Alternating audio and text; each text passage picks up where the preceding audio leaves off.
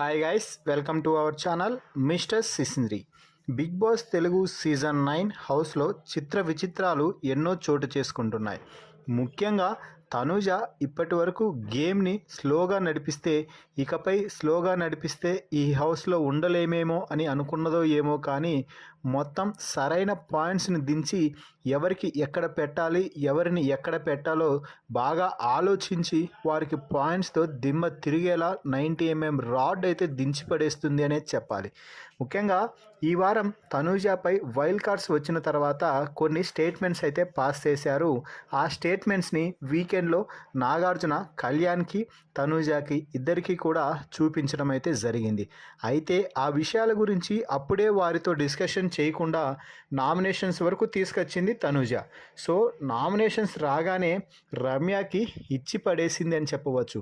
ముఖ్యంగా highlight of the comment ఏమిటి అంటే, రమ్య మాధురి ఇద్దరు మాట్లాడుకుంటున్న సమయంలో కళ్యాణ్కి తనూజ కావాలనే లీనియన్స్ ఇచ్చింది. ఒక్క చేతితో చప్పట్లు సౌండ్ రాదు కదా, రెండు చేతులు కలిస్తేనే చప్పట్లు శబ్దం వస్తుంది అంటూ చేసిన కామెంట్కే రివర్స్ అటాక్గా తనూజ సూపర్గా రియాక్ట్ అయ్యింది అని చెప్పవచ్చు.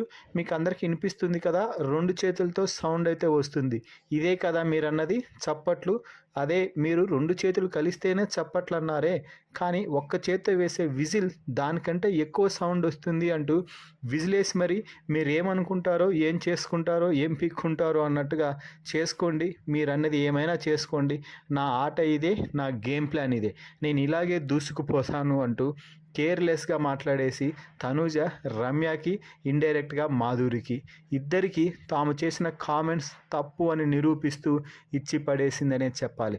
మరి విజిలేసి మరి తాను చేసింది తప్పు కాదు అంటూ తనూజ మాట్లాడటం, రమ్యకి ఇచ్చి పడేసేయడంపై మీ అభిప్రాయాన్ని కామెంట్స్ రూపంలో తెలపండి.